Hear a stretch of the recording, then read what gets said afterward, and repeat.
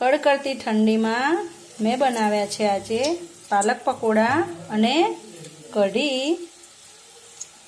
તો વિડીયોને like share અને કમેન્ટ જરૂરથી કરજો।